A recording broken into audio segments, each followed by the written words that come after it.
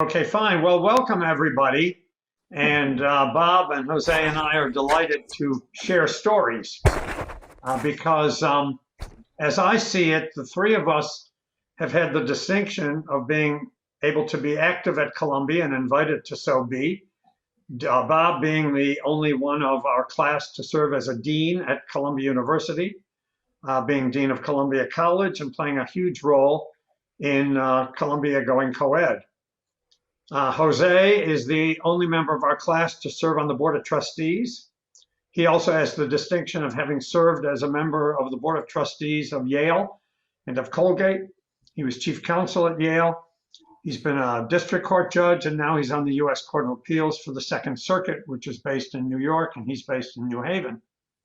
And I'm the only one from our class who's been the president of the Alumni Association. No one from our class has been the chair of the Board of Visitors.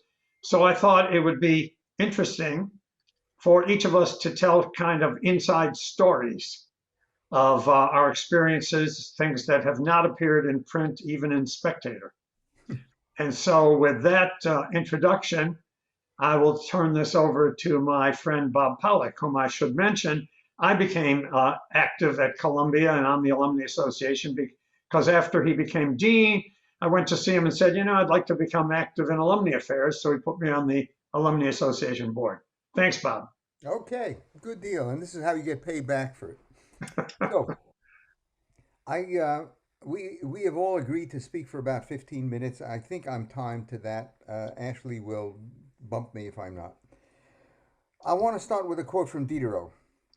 Bad company is as instructive as debauchery. One is indemnified for the loss of innocence by the loss of prejudice.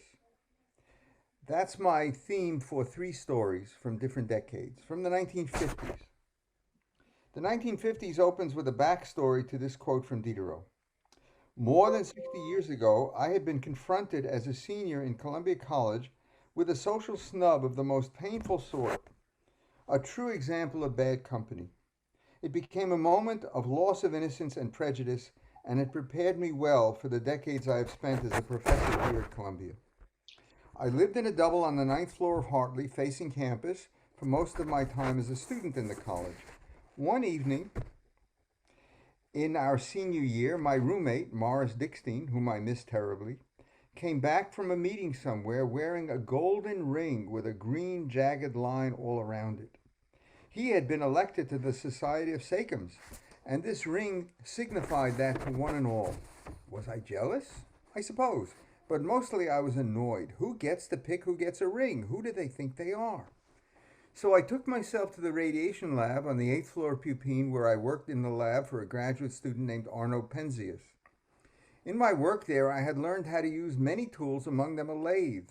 I took a length of copper tubing of ring diameter and turned a full dozen shiny brass rings.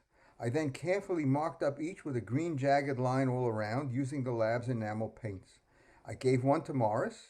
I have saved mine, though the paint is flaked off. Then I went round the dorms, giving the other rings to another 10 guys who, like me, had not been picked to be Sachems, but who, like me, did not think it was anyone's business to judge us or anyone else that way. I was not done. I decided we had to be called by a fancy name, so I named us the Corinthians. If you look in the 1961 edition of Columbian, the college's yearbook, there we are, taking a full page in the section on activities. And on that page, you'll find not only our names, but that very quote from Diderot. Later that spring semester, but before graduation, the captain of the football team came to our door in Hartley wearing the real ring. Pollock, he said, get those crappy fake rings back and destroy them, or you will never get a job in America. And he was right. I never got them back, and I never did get a job in America. Instead, I have spent my life back here, still a student, still learning, enjoying my fellow students, my colleagues, my tenure, and my life with Amy. That was the first story. Second story, the 1980s. I am running a lab in Fairchild from 1978 until 82 when I am asked to be the Dean of Columbia College. 3 years later, with 2 coeducational classes admitted and doing well, the world comes to my door. Students and community groups protesting Colombia's investment in American companies doing business in South Africa have occupied the steps in front of Hamilton, blockading the doors and putting up a cardboard plaque to rename the building Mandela Hall.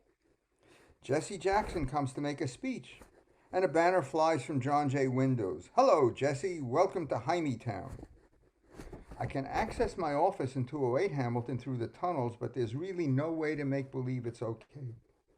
Classes in Hamilton cannot meet, and there is no way for me to point out that the dean of the college does not have authority over the endowment policies of the university.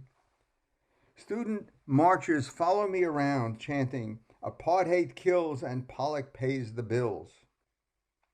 Of course, those in authority who do have the capacity to make changes in the investments of the university, the trustees, have also taken notice, and I am spending more time in the president's office than my own. At first, the president considers a public relations coup.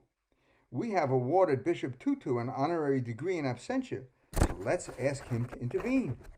The president makes the call, and we all listen over the speakerphone. The president explains the problem, and the bishop replies, "Oh, how wonderful! Please let me talk to the students so I can congratulate them." The president then turns to the legal option, a court order to stand down from the blockade and police intervention if it is not followed. I say, no, we have known since '68 what it looks like when police break up student demonstrations on this campus. To my amazement, my case is heard, and I am invited to arrange a meeting of the president and me with leaders of the blockade in my office in Hamilton. The day arrives, I am in my office with the student leaders. The president arrives, and I see in the lobby of Hamilton a number of serious-looking guys who have walked him over, hovering about.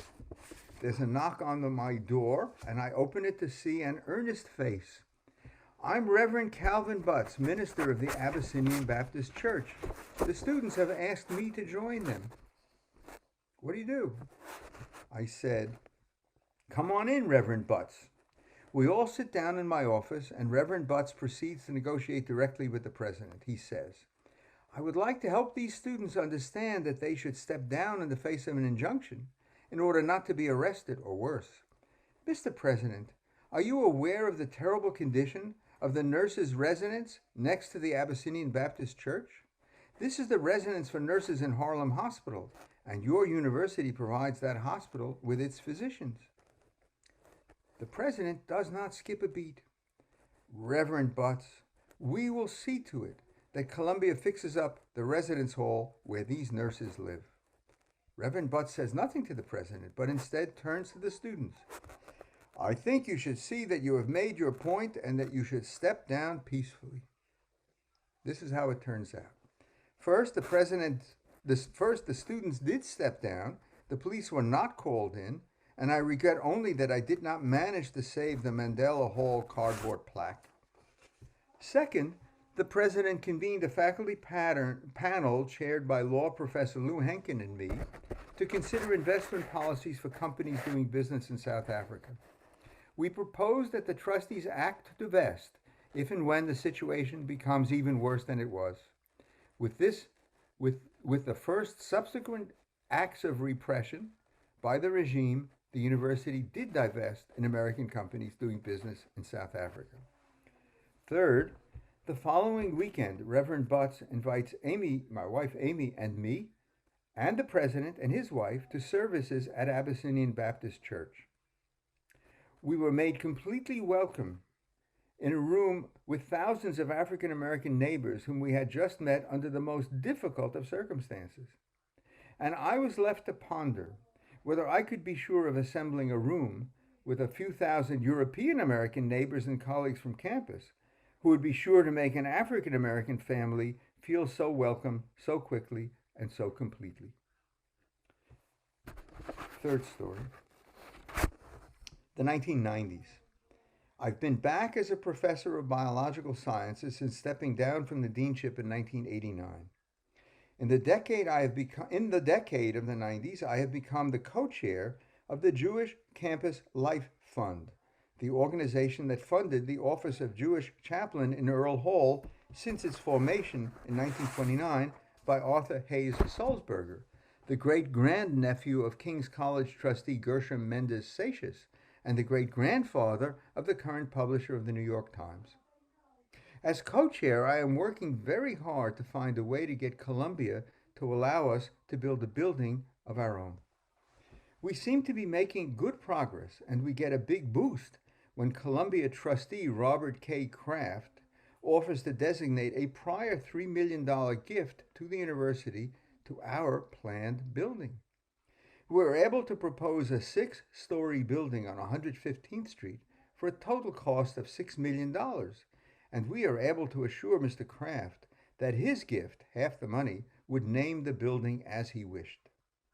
To close the deal, the president convenes a meeting in his office with Mr. Kraft, the provost, my co-chair, and myself, and our friend and mentor, Herman Wouk. Author of Marjorie Morningstar and Caine Mutiny, Herman is one of Columbia's most famous alumni. He has flown in from California to grace and bless this moment. Thinking this is a piece of cake, I make the pitch and the president replies. The provost has shown me that the footprint of this site permits a construction of 12 stories. You need only 6.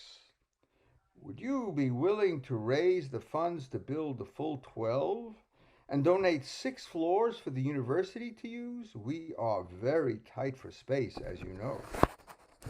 Mr. Kraft is frowning, and I can easily imagine him putting away his wallet as the naming goes out the window at 12 million. The room is silent.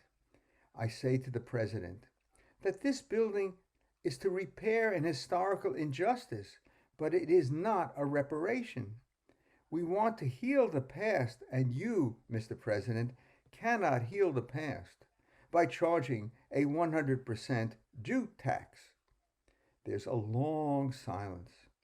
Then Herman Wouk gives me a big kick under the table. More silence, and then the president says, "Okay, build it for 6. So how did this turn out? It took another year, but we held out for the trustees to accept our gifts for the building as gifts to Columbia. This meant we were picking this secular institution in America as a place that could reasonably be trusted to maintain a home for its Jewish constituency in perpetuity. The Kraft Center opened in 2000, and at least as of a few years ago, the last time I had checked, alumni of any Columbia school can get credit for their gifts to the Hillel as a gift to Columbia. That's my 3 stories. I've come in under 15 minutes, and I am happy to hand it over to the next speaker. Thank you.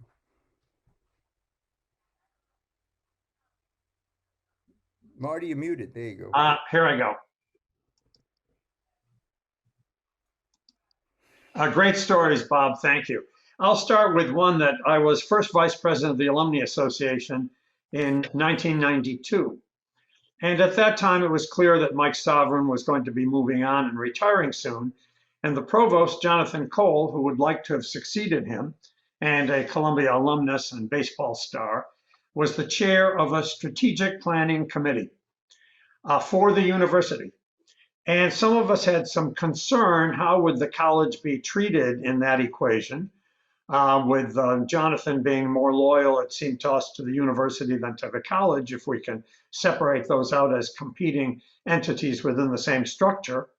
And so Roger LaHecca and I came up with the idea of having a committee on the future of Columbia College. So I went to the then dean, Jack Greenberg, who had succeeded Bob in 1989. And Bob didn't discuss his role in making the college coeducational, which is worth our going back to, if he will.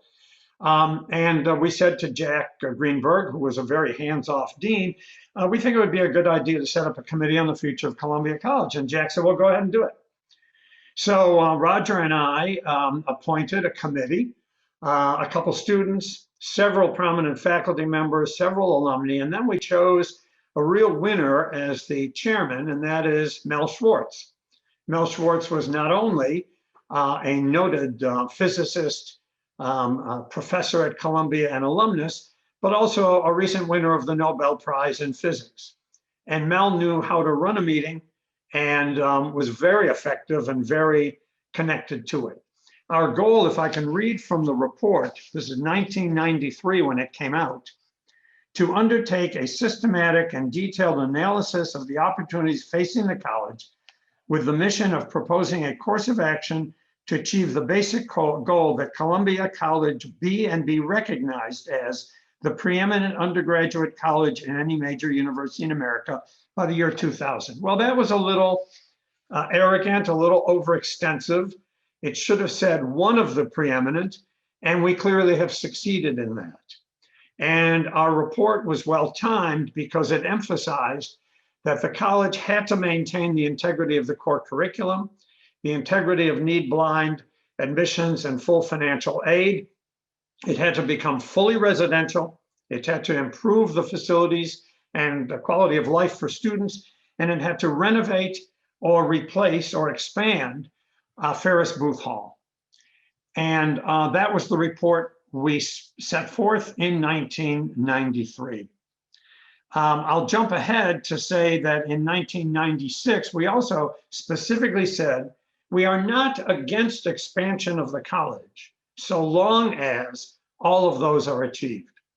And in 1996, when Jonathan Cole, again, through a committee, proposed the expansion of Columbia College from probably about 600 or 700 to 1,000 or 1,100, on the theory that it would create more income for the university, but it would also give Columbia, which was then 50-50 male-female, more critical mass, and it would make us a more preeminent institution in the lives of people applying to college, all of which turned out to be true. George Ames, my good friend from Lazard Frere, was the chairman of the Board of Visitors, and he and I decided the best thing would be to call a joint meeting of the Board of Visitors and the Alumni Association Board. Because the Alumni Association Board, when I joined it, had kind of a dog in the manger attitude. We're the college and we get kicked around by the university all the time, and they don't give us enough money or independence. They took away our library, more complaining than doing anything about it, I'm afraid. And so we proposed to have that as a joint meeting at which Jonathan made his points, and George and I and others argued what had to be done if the college were going to be expanded. And for the most part, that has been done. It has not been perfect, but the college has certainly become one of the most successful undergraduate institutions in the country, and certainly preeminent among the major university colleges in terms of the admissions rate, ranging right up there with Harvard and Yale. Now, one of the things that we proposed was the expansion of Ferris Booth Hall, and I'll go back for a minute. The college had proposed to Mike Salvern, the president, that Ferris Booth Hall either be renovated at a cost of $35 million or knocked down and put up a new student center, double the size, 400,000 square feet instead of 200,000.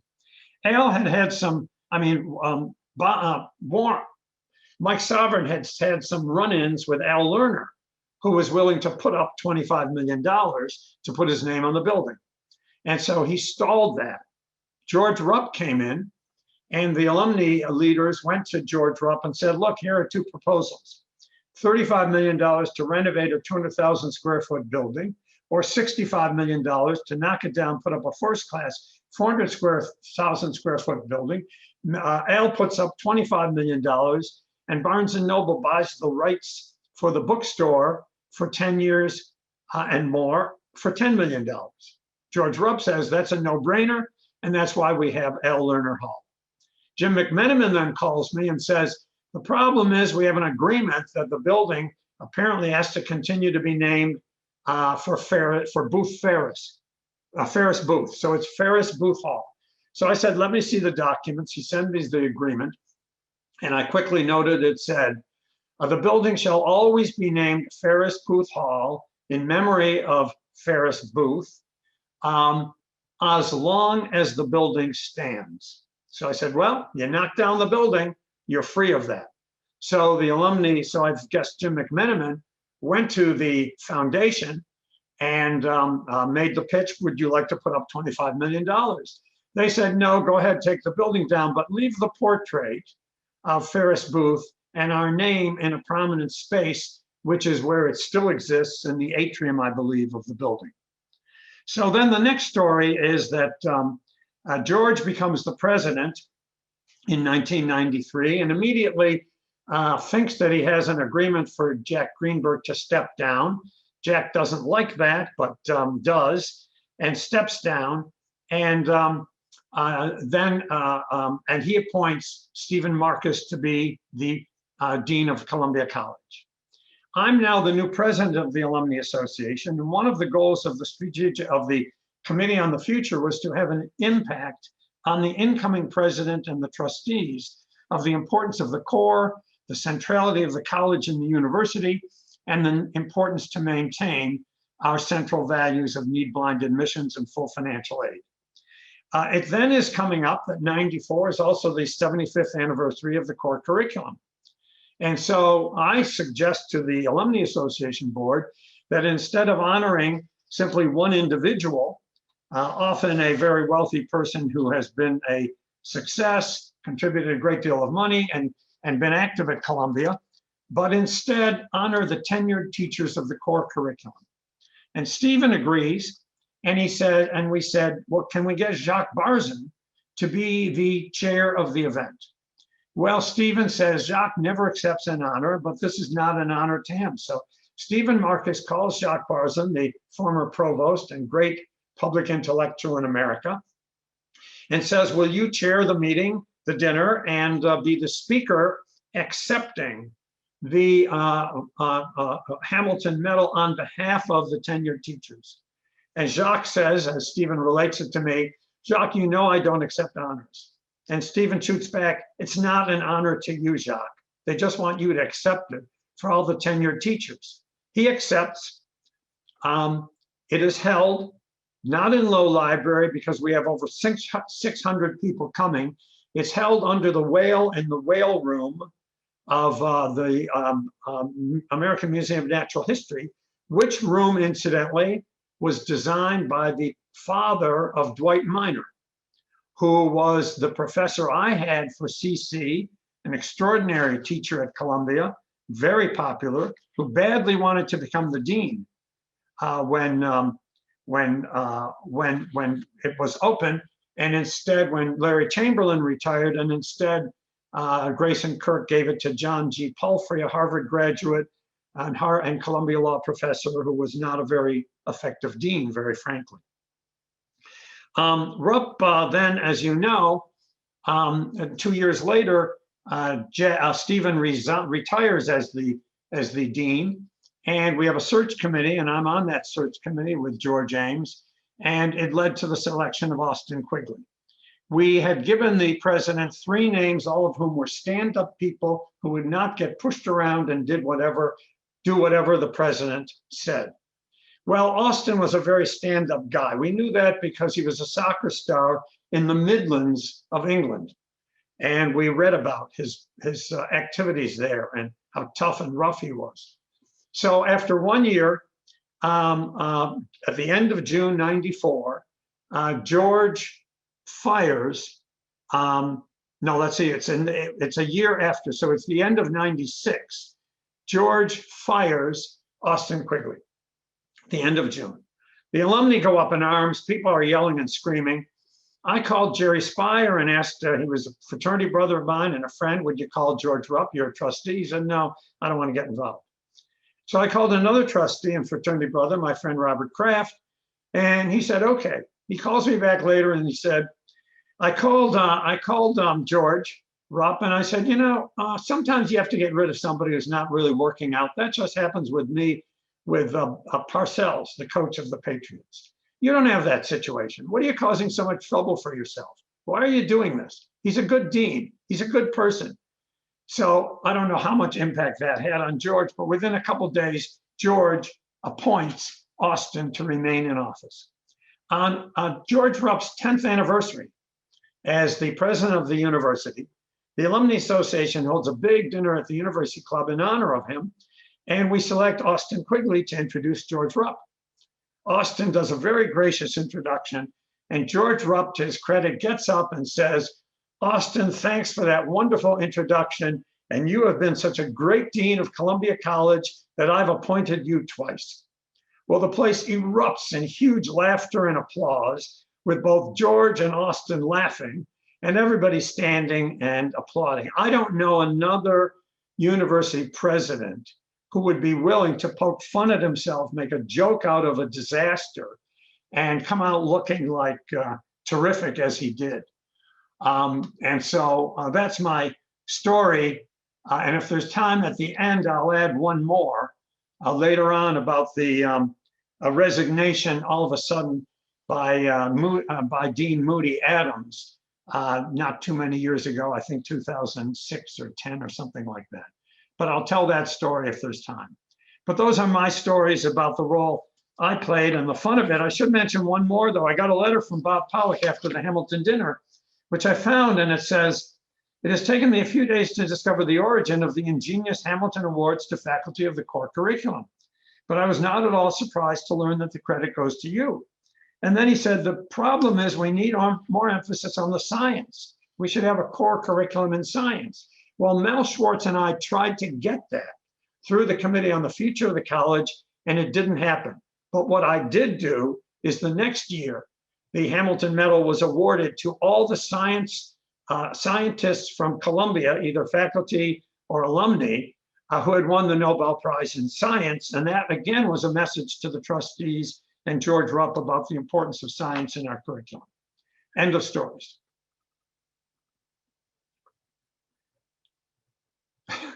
Thanks, Bob. Okay. Well, it's difficult to speak after these two classmates. For those not fully familiar with Columbia College, one cannot help but note that Bob Pollock, a distinguished scientist, begins his remarks with a quotation from Diderot, and can segue from Diderot to the Reverend Dr. Calvin O. Butts of the Abyssinian Baptist Church. That's what we call range. The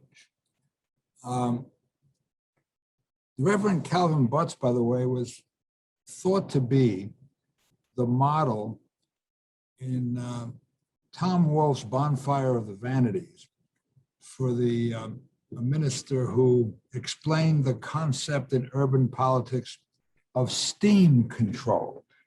Steam control. I leave that for another time. I'm also glad to be with Marty for the obvious reason, for many reasons, but the celebration of the 75th anniversary of the core curriculum to which he adverted, he actually was responsible for asking me to be a principal speaker at that occasion. And as a result of which, I prepared the speech that I've given many speeches in my professional life, but this is the one speech that I have valued most of all. I gave it the title, A Western Civilization Curriculum is for All of Us. When it was published in the Wall Street Journal, it was published under the heading, Our Common Ground. In any event, I was grateful to Marty for that invitation. I think he must have had an idea of what I might say. In any event, on that occasion, President Sovereign made some allusion to the fact that I really ought to become a trustee of Columbia University after I was finished as a trustee at Yale. And so I've always felt that my opportunity to be a trustee, for better and for worse, was a result of Marty's beneficent hand. In any event, reunion remarks are invariably autobiographical and retrospective, so let me begin with the obvious. The Columbia College of today is necessarily different from the college that we entered in 1957 and left in 1961. We were very much of the 1950s. we were the beneficiaries of a rigorous and demanding education, an education unabashedly rooted in the history of the culture of which we were a part. Western civilization had not yet appeared to be losing confidence in itself. Western civilization was our civilization, and it was generally our ambition to study it and to be educated for a citizenship fully integrated with it. We were fortunate, very fortunate, to have had our earlier education under the general banner of Americanization. So occasionally and naturally enough, the names of many of us were routinely and unabashedly translated into English. A Jacob might well become a Jack. A Moses could become a Morris or Maurice. A Francisco might become a Frank. And in my case, a Jose could become a Joseph. In any event, we knew from the history of Columbia College that our study of the civilization of the West was consistent with the study of cultures other than our own.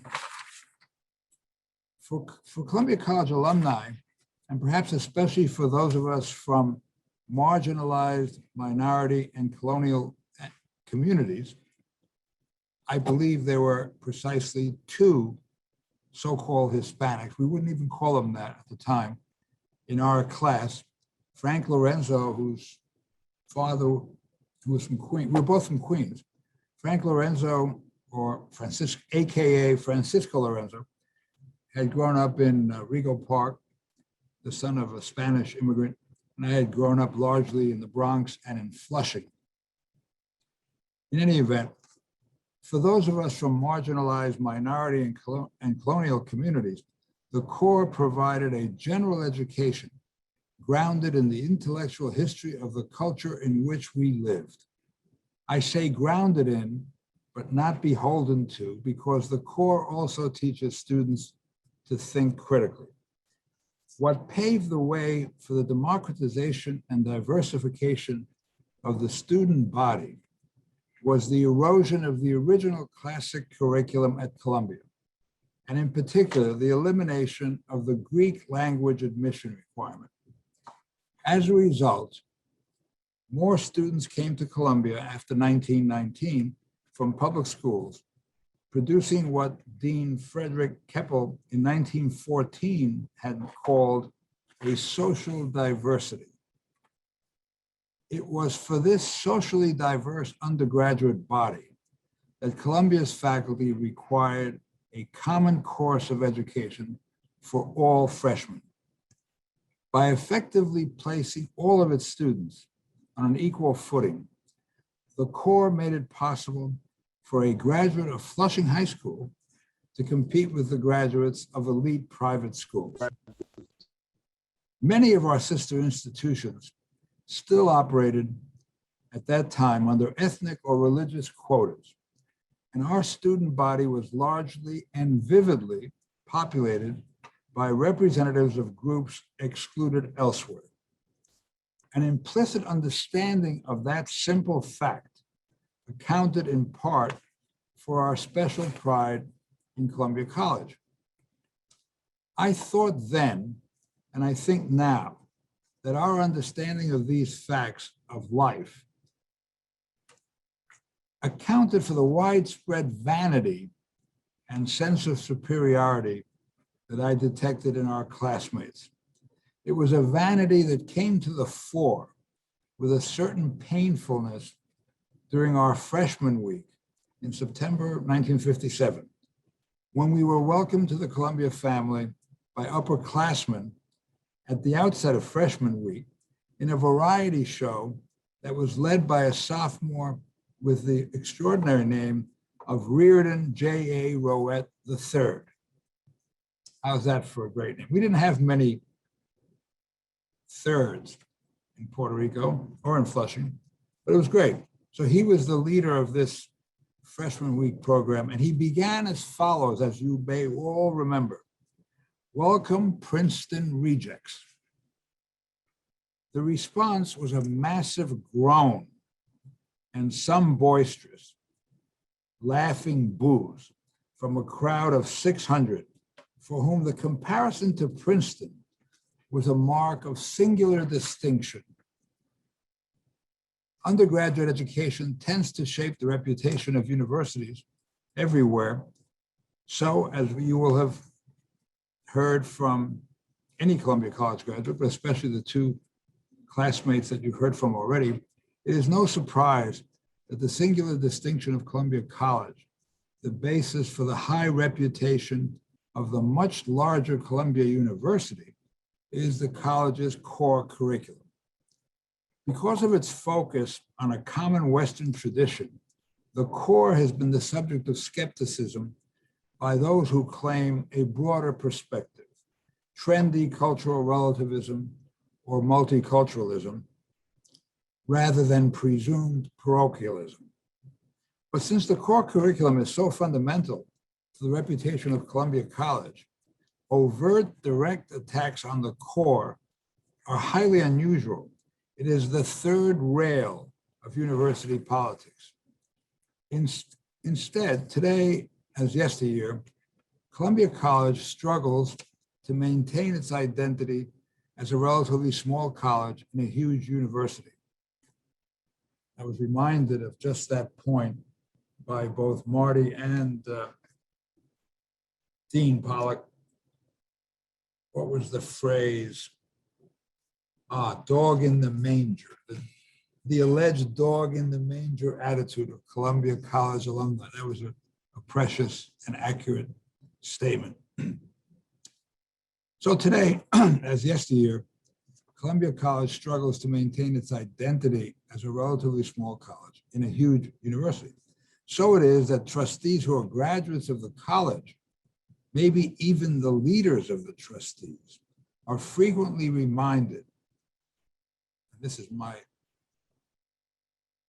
quasi-anecdote, we are frequently reminded that as trustees, we must shed our parochial concerns and think of the general interests of the university. I recall a number of examples from my time as a trustee. In 2014, the dean of the graduate school, Dean Alonso, wrote an article in the Columbia Spectator telling Columbia College alumni, and I quote, that demanding that Columbia College become or remain autonomous from the rest of the arts and sciences or the universities, or demanding that every dollar that Columbia College collects be invested in Columbia College, instead of being used even partially to finance the research component of the university, is pernicious for a number of reasons. This is all from Dean Alonso, including, he said, the fostering of fantasies of untrammeled autonomy that distorts an interdependent reality. Well, I was coming near the end of my time as a trustee, and I had had quite enough of this, and I had not taken the advice of colleagues to be more global. So I decided I would write an article in response to Alonso, which I thought was might be particularly useful since he and I are both Puerto Rican. And so whatever protection he derived from being Puerto Rican did not apply to me. In other words, he had said, make your contributions to Columbia without strings attached, so that we can then decide how to spend your benefactions within the Faculty of Arts and Sciences. Not surprising to any of you, I know. In that article, Dean Alonso provided his own account of the history of Columbia, writing, again, I quote, there was a time when Columbia College and the graduate faculties hired separate faculty and essentially lived parallel lives. And in those times, again, Dean Alonso, the teaching and research functions of the university were divorced. And teaching which he apparently relegated to the college, acquired a second-class status. Well, you can imagine why I had reached the end of my patience. This jaundiced view of the college's history, of course, comes as no surprise to any of you, to any alumni who are privileged to take courses by eminent professors in all fields, including, I was happy to hear the name of Melvin Schwartz, including Nobel laureates who taught Physics 1-2, a serious course for non-scientists, the proverbial physics for historians. I'm happy to say that on the occasion when I spoke on the core curriculum at the 75th anniversary celebration, Melvin Schwartz was present, and he kindly came over to me to shake my hands and express appreciation for what I had said. And I told him that I had been a student in Physics 1-2. Schwartz, by that point, had won the Nobel Prize. And he said, the big smile, that was my favorite course. The 2011 resignation in protest of the Dean of Columbia College, Michelle Moody Adams, also illustrates this point. Her resignation raised serious concerns that administrative changes contemplated by the university would further diminish the already attenuated authority of the Dean of Columbia College. College alumni were understandably alarmed, particularly with respect to the fate of the core curriculum. I shared in that alarm, and to the chagrin of the president and the then chairman of the board, who was himself in the class behind ours in the college, they were horrified at the thought that I would exercise my free speech rights. I did exercise the vaunted campus right of free speech, which surprisingly, university trustees not only rarely exercise, but they are asked not to exercise. We were bound by a kind of omerta. And so I decided to write in The Spectator to express my own concerns about the dean's resignation. In that article, I observed that in the aftermath of the dean's resignation, the university administration was anxious to assuage the concerns of this important and generous constituency, the alumni of Columbia College, and had reaffirmed to one and all the wonders of the core curriculum, and had asserted, I quote, the ongoing discussions involving faculty, alumni, and administrators, the very ongoing discussions that had triggered the resignation of the dean of the college. And these were described by the university administration as follows. These were discussions about how to position the college more centrally in the life of Columbia's Faculty of Arts and Sciences, quote unquote. But of course, that is exactly what proponents of Columbia College and the core should fear most, namely, becoming more centrally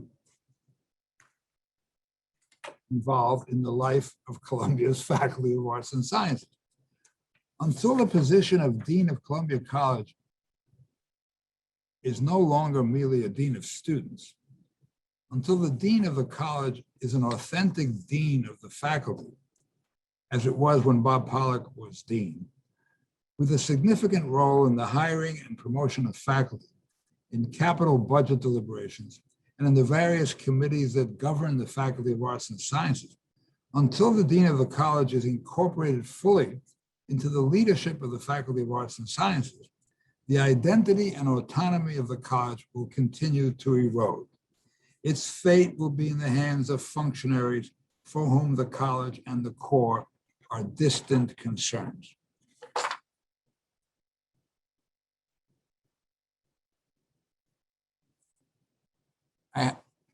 I think it's worth my pausing to underscore, as Bob will confirm, that there was in our time something called the Faculty of Columbia College. And the importance of that, it has its political and institutional aspects. If a dean of Columbia College has to report from time to time to faculty who teach primarily in the college, in the nature of things, that empowers the dean to speak in behalf of a very important constituency. But once you abolish the Faculty of Columbia College and you effectively merge it to the Faculty of Arts and Sciences, you have virtually eliminated Columbia College from the institutional processes of the university. I can tell you this: when I became a trustee, I was struck by a number of things. The most important thing, in a way, straight out of our art history humanities course, was the importance of architecture. I had already been a trustee at 2 universities. I had a good feeling for this. And I was struck by the fact that we always met in the so-called faculty room, which is the large room at the back of Low Library. It's a beautiful, beautiful room. And it has very high ceilings. Bob may know how many feet high, but 20, 25 feet high. So it's a very portentous, imposing setting. I was struck by the fact then and throughout my 12 years as a trustee that each of the trustees had a microphone in front of his chair and a nameplate, lest anyone forget who they were. And that microphone worked in a very simple way. It had a red light, and if the trustee wished to speak, he simply tapped the phone and the light turned to green. And then hopefully the chairman of the board at the far end of the room would notice that somebody wished to be heard.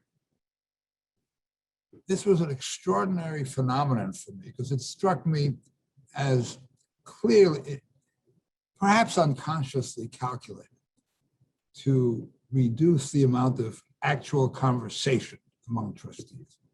It became very awkward for anyone to, as it were, ask for the floor.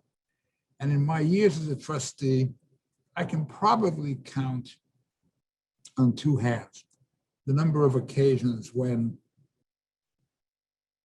a substantial cohort of the trustees spoke at all.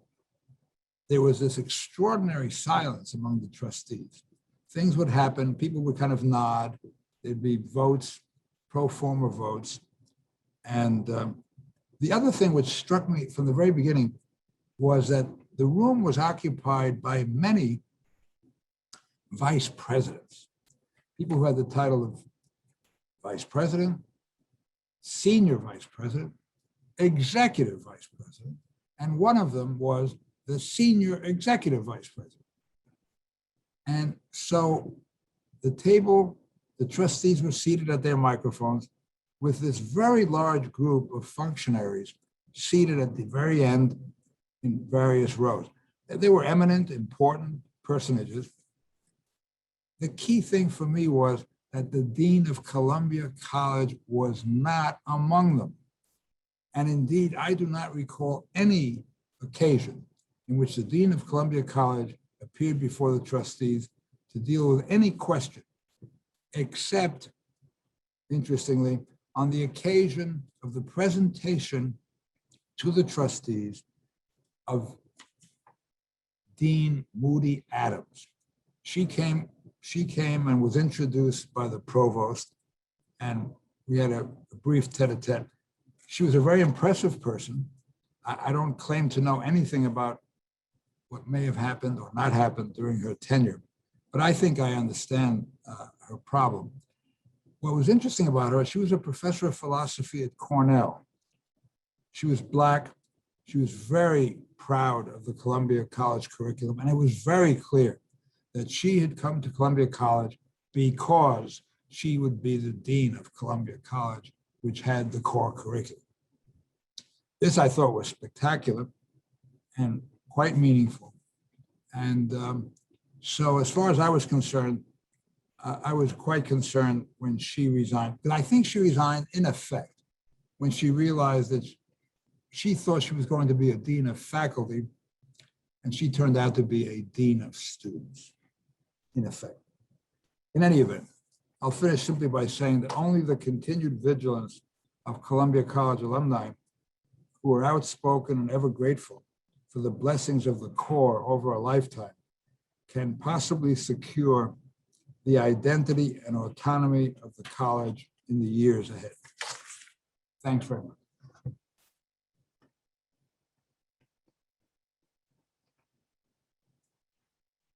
Ashley, I don't know the routine. Marty, is it all right if I respond to Sure. what Jose said? Okay. So this is in the form of a Q&A while we gather Q&As in the chat. I agree with everything Jose says. The variant I'd put on it is that the quality of the person determines the fate of the college at least as much as the hierarchical structure the college is embedded in. So for instance, when I was dean, I raised enough money for financial aid that in 2 years, I brought in more money than I could spend that year. And Jonathan Cole, then the provost, took the money from me and gave it to graduate school. I didn't know what to do as dean. I went to Al Lerner, and Al Lerner said, "You don't do anything, I do this." And he created the Alumni Fund Endowment, which ticket of admission to which was $100,000 a year, all money to go into a separate part of the endowment, the yield of which would come to me for scholarships. Al, at the end of the fiscal year, added 10%, so I got 15% of the endowment. We got that up to $40 million in 3 years, which in the 80s was real money. And I got $6 million a year to spend on scholarships and allowed us to maintain full financial aid. This was me working with a trustee inside a system where I had my faculty, but the faculty had no control over money. When I stepped down at the end of 7 years, I was replaced by Jack Greenberg, colleague of Mike Sovereign in the law school. And Jack did 2 things in his first year. First, as Jose said, he allowed the college to cease having its own dean by pursuing the structure of an arts and sciences faculty as opposed to separate faculty of college and graduate school. So he was the first dean not to be the dean of a faculty. And second, at the direction of the provost, he decapitalized the whole $40–50 million and transferred the price of financial aid from the dean of the college to the arts and sciences. Drop out intermediate steps, now we have had Jim Valentini as dean under that structure. He has risen to be the vice president for undergraduate affairs in this arts and sciences. He has raised a ton of money from core to commencement. The core has been strengthened by Jim at a time when the temptations for faculty to do anything but teach or get greater and greater. And I think it's fair to say that Jim Valentini has found a path, in spite of everything Jose says, to maintain the integrity of the core and the college after a couple of deans struggled to do so. So the right person matters. First thing I want to say. Second thing I want to say is that what Jose said and what Marty said, I want to close my comments after Jose and Marty to say this. What really matters is not the structure and not the title and not the money even, so much as how we measure success. And I think I agree with both of them, and I hope you all agree with this. The proper measure of success for Columbia College is equity, honesty, and integrity, not just money. So for instance, I will close with the following story. I took my measure of success in coeducation as the prediction that if we did it right, there'd be no statistically significant difference between the number of majors being boys or girls in any department. Equal percentages of 50-50 in economics, 50-50 in music, no girls majors and boys majors. And that worked. I was very proud of that. And similarly, I wanted to have equity and no game playing when it came to internships and work in labs and other places which were traditionally for guys. So, with Al Lerner's help, I went to the HR director of Goldman Sachs and I asked for internships for women undergraduates. He didn't want to hear it. He didn't know what the hell I was doing there. I didn't work for him. Why was I taking his time? But you couldn't say no to Al Lerner. And he said, so what is this about? Where are you from? And I said, I'm from Columbia College. And he said to me, oh, I know Columbia College. People, guys from Columbia College, you tell them no, they tell you you don't understand. And that to me is the triumph of Columbia College. May it always be so. Thank you. I think now we should open it to questions. Well, I could tell a couple more stories. Let's see what the questions are before I do that, because we do have a 1:30 stop and it's 5:01 now. So Ashley, you want to see if there are questions that people wish any of us to answer? Yeah, I'll start with a question that was from Bob Salmon in the chat. He said, Bob Pollock, I'd be interested in learning the circumstances leading to your departure as dean. See if you can make it brief, Bob, because you could go on to that one for a long time. Oh, it's a very brief answer. The answer is in one sentence: tenure. I knew that when I was facing the decapitalization of the Alumni Fund endowment, I could not continue to be the dean I was for coeducation and my own purposes. But I also knew you can't be fired except to become a full professor again. So I voluntarily resigned rather than get into the kind of pissing match that Michelle did. And I think we came to the same conclusion, but I had 7 whole years and I'm very happy with my time.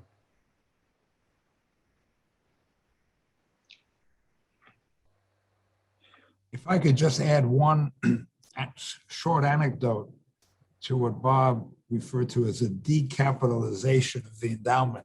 That's a great phrase. I'd never heard it. It's a useful one. I'll just tell you a simple anecdote. I think I told Marty and Bob this story. Jerry Lenfest, who was a graduate of Columbia Law School and had been an undergraduate at Washington and Lee, is one of the great all-time benefactors of Columbia University. Jerry Lenfest and I sat next to each other at meetings of the trustees. And we became reasonably good friends in the way that one does in these settings. So we would chat about this or that. And he contacted me at the time that the Columbia College Alumni Association was offering him the Alexander Hamilton Medal. Let me underscore the fact he was not a graduate of Columbia College. He was a graduate of Columbia Law School. But I thought it was a very good idea and a very good thing because Lenfest was very generous and he was very respectful of Columbia College. He'd always ask me about it.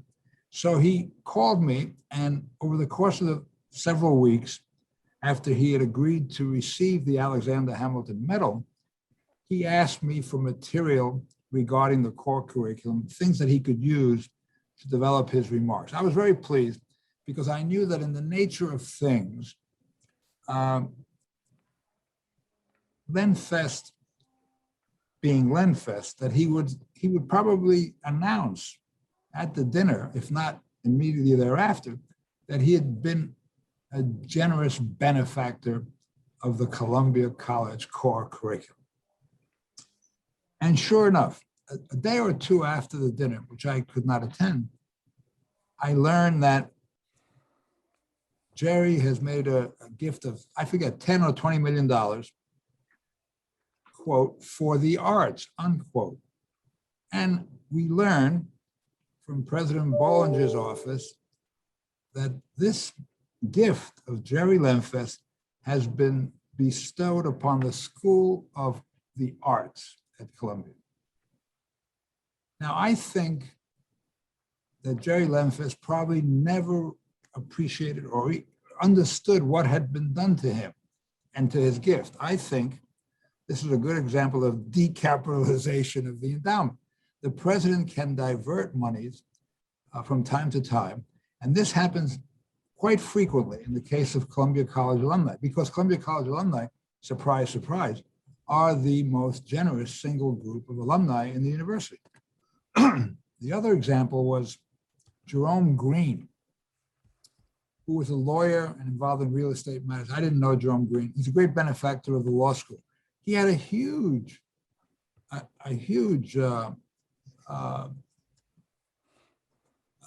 private foundation.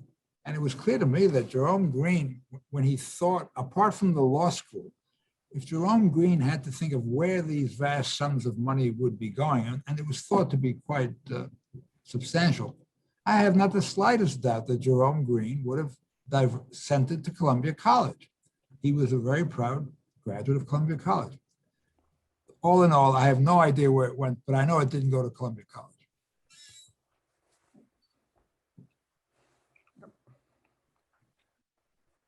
Another question from the chat was, when did the second year of CC get dropped? I liked it and I don't understand why it happened. Also, there was an elective I took on Asian studies on a sort of CC format. Is that still available?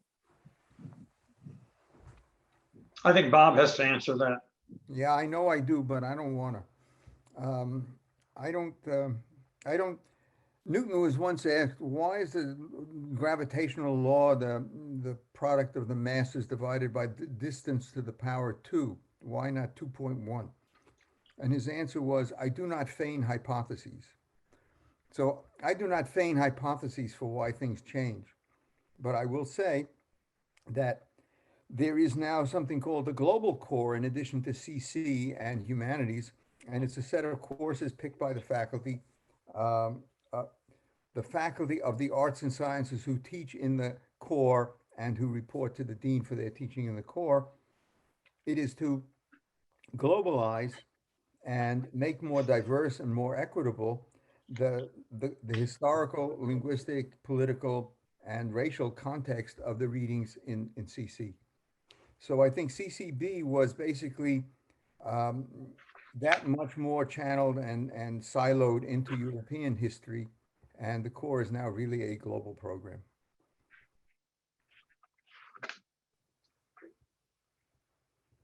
We can now also take questions from anybody that not through the chat. If you wanted to just speak up and ask a question, you're welcome to do so.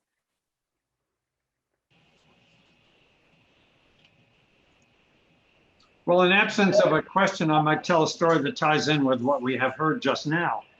And that is that in 1993, Caroline Bynum, a professor at Columbia, suggested that the core curriculum be open to students from general studies if they would like to take it. And in effect, treat everybody as if they're all part of undergraduate world here at Columbia. George Rupp had given an interview to Columbia Spectator in which he talked about, Columbia College Today, regarding the role of Hegelian thinking in moving an institution forward, referencing a book of his named Commitment and Community. So I had just was becoming president of the Alumni Association. I bought the book. And then I quoted it back to him in a letter that I'm looking at now from July 1993 that said, there is not an institution at Columbia named undergraduate education. And I said, it seems to me that your Hegelian philosophy requires that an institution move forward slowly with change and not with a sudden change like Caroline Bynum is suggesting. And went on that basically kind of pushed back against George. The payback I got from that, I understand, is that when I was kind of slated to become an alumni trustee at a time when there were 2 trustee slots open, one what was formerly called the alumni trustee, elected from alumni, and the other for anybody. They gave the alumni trusteeship to Roone Arledge, who built ABC Sports and gave $5 million for Roone Arledge Hall and Lerner Hall in the Lerner building, who could have had the other trusteeship. And I have since learned that someone present at the meeting when my name was presented to George Rupp said, I don't think so. I think he knows too much about how this place works. And so I did not become a trustee. Whatever. That's the story that I had in mind when I heard what you were saying. Jose, about being a trustee where everybody just sits around. The larger a board is, the less anyone is empowered to speak up. And everyone does what the chair wants done. Oh, I should add, however, that there's been a major effort, probably pushed by a few people, including Jim McMiniman, to make the Board of Trustees much more college-centric, with more college alumni in powerful positions.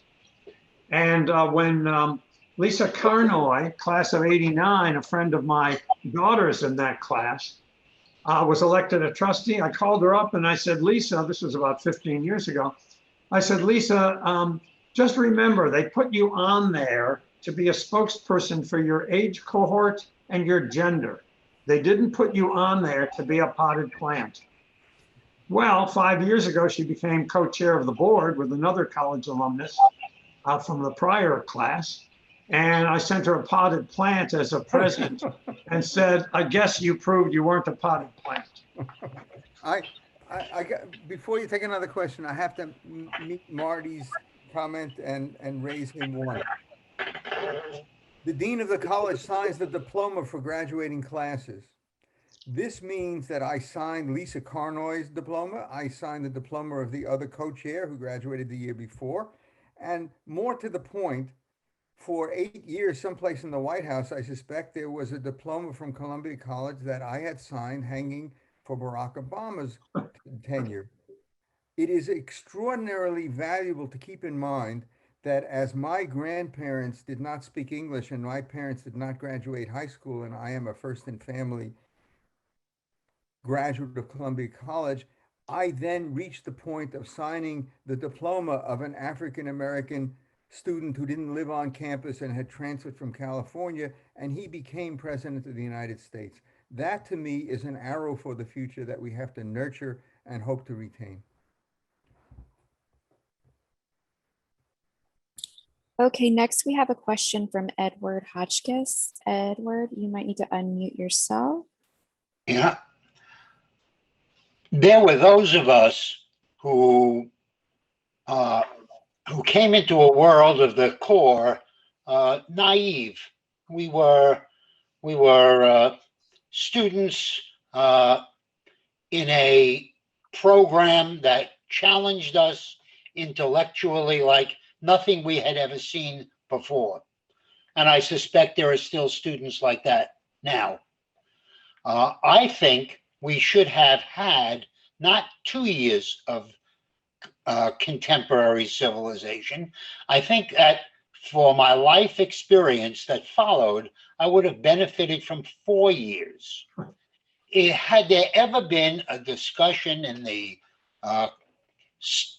talk of the curriculum for the college of a 4-year core curriculum, not 2 years, not 2 years of humanities, but 4 years,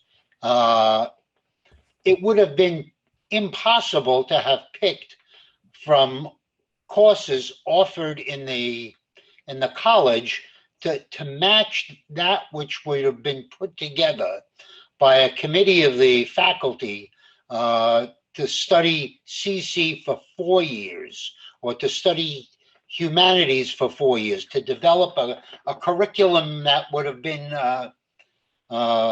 humanities science, to study the history of science and how it's affected the world, or to study other cultures in a global way more than in a pointed way as occurred with picking a course in zoology or in physics or in chemistry, which is what I did. I became a clinical scientist for the rest of my life, but I would have loved a core curriculum that went 4 years. Anybody have any thoughts? Yes, I have. Edward Hotchkiss's comments trigger a recollection of my experience, not at Columbia, but at Yale, when I was a trustee. And I think it might be of interest to Columbia College alumni and to Mr. Hotchkiss. So I was a trustee when one of the members of the Bass family from Texas donated $20 million to Yale, essentially to Yale College for the preparation of what you and I would think was a core curriculum. It was the Bass program in Western civilization. And it was unusual in one respect. It was the opposite of what has just been suggested, but from the same general sentiment. So the president of the university at the time was Benno Schmidt, who had been an undergraduate and a law student at Yale, but who had been at Columbia as a professor of law and briefly as dean of the law school. He left Columbia with great admiration for Columbia College students. So when this gift came in, since I'm a local and I live in New Haven, he invited me, along with several of the professors who would become Bass professors, to join him at the press conference where he was going to announce this gift, which I was very happy to do. And it's a long story. It got into the press at one point when it was effectively sabotaged by the faculty, the arts and sciences faculty, which of course had a paranoid view about anything which bore the words Western civilization. So, but before going to that, I remember asking Donald Kagan, the great classicist, Professor Donald Kagan, who was a good friend of mine, as to why the Bass program was placed into the sophomore year and why it was voluntary. And his answer was instructive. Now, Kagan has a reputation of being, quote, a conservative, unquote, because almost by definition, since he's a student of ancient Greece, perhaps the greatest student of ancient Greece in his generation. So Kagan pointed out that because of the situation in American higher education, it would be a mistake to make it mandatory, because then the opposition which we were already facing would be even greater. And what was his idea about making it voluntary? So this is incredible. This is more or less your idea, but reduced to 1 year. Those who volunteered for the Bass program in their sophomore year, they would be part of that program for the whole year. Basically, almost the entire year courses would be part of the Bass program. 7 very distinguished members of the faculty would be named. They already had chairs, and they would be named Bass professors. There would be a cadre of Bass assistant professors who would teach the small groups. And Kagan told me something which I've never forgotten. He said, this will work. And the reason the faculty is already agitated about it is that if you had a son or a daughter at Yale College, you would make it a point of directing them to take the Bass program. In other words, there was going to be a marketplace within the university. And this, in many ways, Kagan thought, was what was most threatening to some members of the Faculty of Arts and Sciences, because there was a very real possibility that the Bass program would attract a huge enrollment voluntarily. But he pointed out that if you made anything mandatory, that would be a cause célèbre within the faculty. And well, the story of how it ended is a long and tragic one, but and one for which I had to record. In behalf of the Yale Corporation, I was asked to report on what exactly had led to the fiasco where the Basses withdrew their funds. And they did so basically because they thought that it was being misused. What happened was, the long and the short of it, is that Western civilization was just as Kagan would have feared. It was interpreted to mean essentially everything we do here we don't need a special program, since everything we do in the Faculty of Arts and Sciences is, quote, Western civilization. So the money was diverted under a new president. This was after Schmidt left. And it was a huge political problem at Yale and a very sad one. But this is a very long way of addressing your very legitimate interest in having a more comprehensive program. I'd like to give a complimentary answer to Jose's. The stability of the core curriculum is based in large part, in my experience, on it being linked to the notion of a major or concentration as a prerequisite to getting a degree. Faculties of departments build their curricula around the major.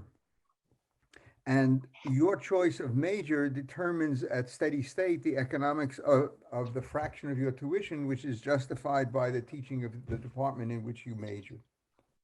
The core curriculum requires that a major not be chosen until after the sophomore year.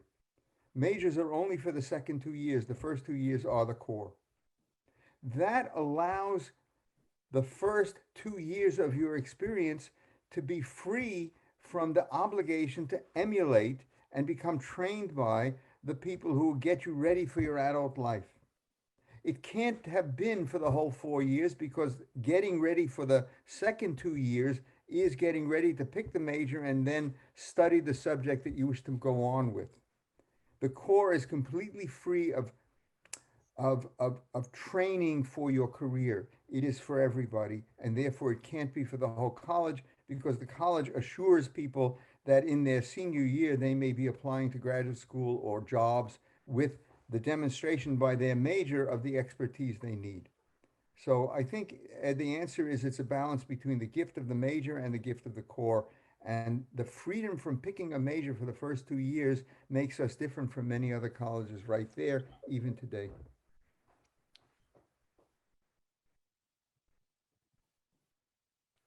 Go ahead, Edward. You have another question?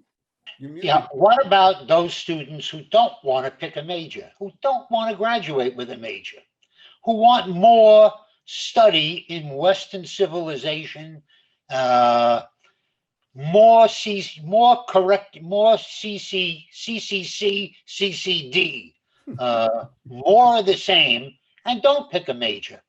I think the answer is that the culture of the university's college has been and remains that by your choice of what you do, you are ready to do something else. And you could, in fact, change your major, do a double major, pick something which doesn't matter to you at all. But I think the university doesn't have the college, the dean, the people who care about the college, I don't believe have ever given up on the idea that the core is complementary to the major, that having the core first assures that you are not simply the slave of your major, but can enter a field and remain autonomous intellectually. So both is better than one or the other.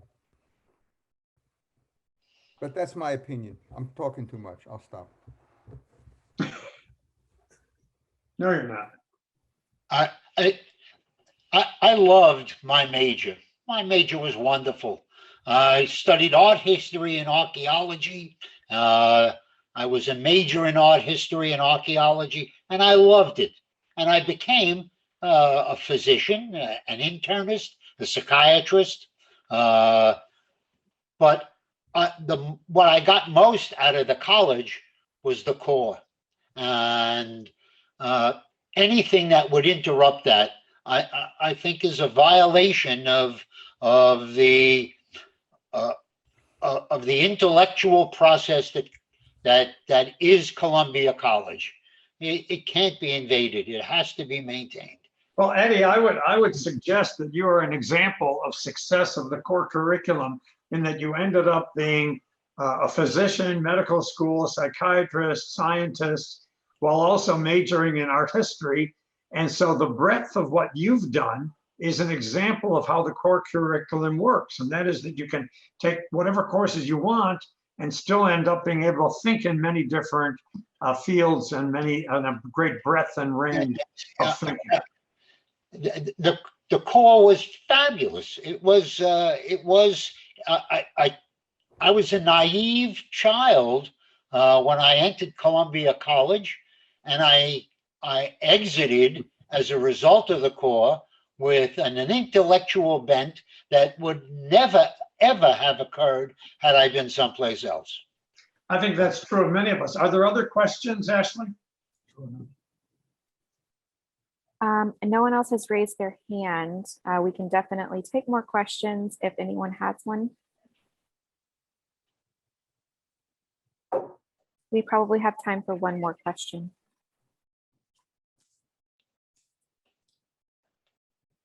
Well, Bob and Jose, do you want to make closing remarks? Jose first. Yeah, I'll make a very brief one to supplement Edward Hotchkiss's comments just now.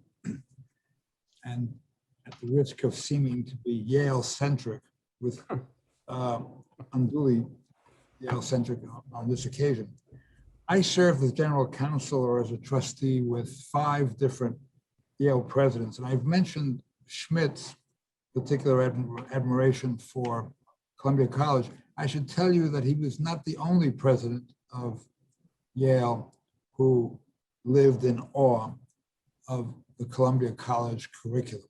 The other one was A. Bartlett Giamatti, for whom I worked. I was general counsel under his predecessor, Kingman Brewster, and then Hannah Gray, and then Giamatti.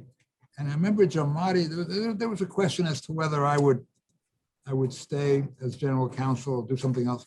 And he had obviously been looking at my resume, and we went out to lunch, and he said to me, Columbia College. He just sort of, I can never forget this. He said, Columbia College. And he kept repeating, said, those guys on the subway reading Thucydides. Those guys on the subway reading Thucydides. Yeah. So, yeah. Right. Yeah. Okay. That's Perfect. what we want. Yes. Yes, indeed. Since we're talking Thank about you, Gene. Thanks for the comment, Gene. Since we're talking Bob? about, yes, please. Since we're talking about Yale, I'll tell 2 stories appropriate to Yale-Columbia relations. The first is when I was running my lab, before I was dean, I remember giving a seminar in the relevant department at Yale. And I overheard one student say to another, I assume students, they were too young for faculty, who is that guy? If that work is as interesting as it seems to be, why isn't he here? And there's That's kind great. of snottiness, which I associate with Yale for the rest of my life. And the Yes, of second course. story is, I'm not proud of this, but it goes on the record and it fits the story, what Jose is saying. Benno Schmidt and I were dean of the college and the law school until he left for Yale.